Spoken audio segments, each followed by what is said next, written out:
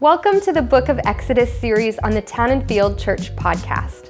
In this 40-day series, one of us at Town and Field will be taking a quick look at one of the chapters of Exodus and sharing some ideas around the text. To learn more about this reading plan and podcast, visit townandfield.ca/reading plans.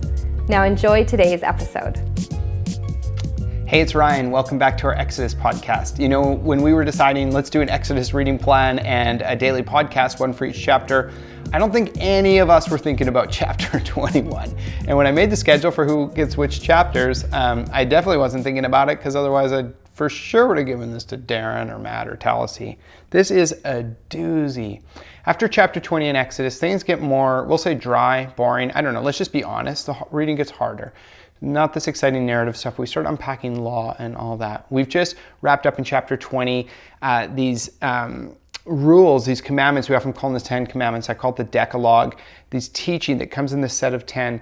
And what we see through chapter 21 and 23 are further instructions. And this isn't an exhaustive list, but I think this is a template, kind of a framework that the judges of the time, those who are administering justice, can use. Now, there are some huge questions that come out in chapter 21, and I can't answer them all in a few minutes.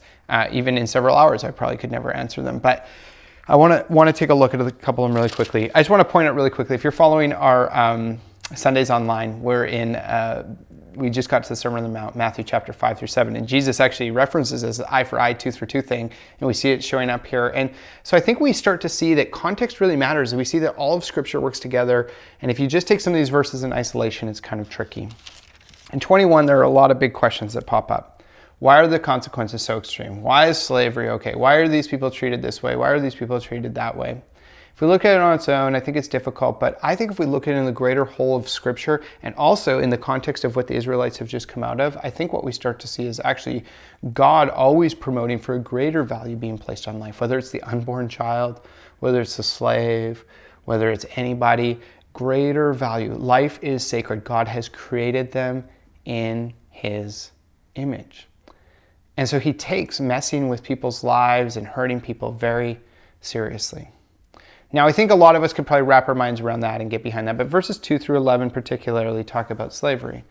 Now, I think what God's doing here is He's actually always pushing the envelope forward on justice. So, as we see in the context they've come out of in Egypt, it's this oppressive, slave-driven place that's like trafficking people. God's bringing them out of that, and He doesn't just delete all the culture. They're wrapped in kind of figuring out how to be this nation, their new country coming out of Egypt. He doesn't just delete the whole economic system and all that. But He starts to push it and say, hey, listen, guys, don't be like the Egyptians. We're actually seeing in chapter 22 and 23, where He says, you came out of Egypt where you were foreigners who were oppressed. Don't do that to people. But we sort of left this question, well, why is slavery allowed? And I think what we see in these first 11 verses are God pushing for a better treatment of slaves. Let them go free after 6 years of work. Treat them well. Do these things that are better to them. And we have to understand too that in that context, slaves often entered into slavery by their own volition, maybe not out of good reasons, but would often say, I'm poor, I'm broke, our family needs this. And it would actually be an opportunity for them to kind of save themselves or, actually have a chance at life. And we actually see this highlighted in verse 16.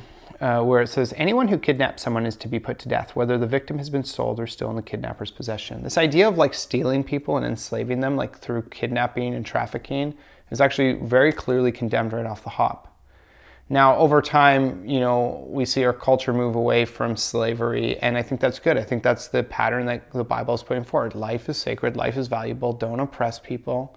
But in the meantime, while people are poor and they're destitute, yes, they can make their living or kind of survive by working for others and going into those people's employ in that way.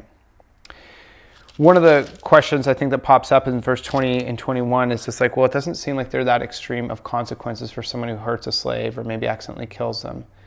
And a lot of scholars struggle with this and would say that, well, it's probably unlikely that someone would cost themselves by killing one of their servants or one of their slaves on purpose. A lot of this is probably coming out of accidental kind of causes.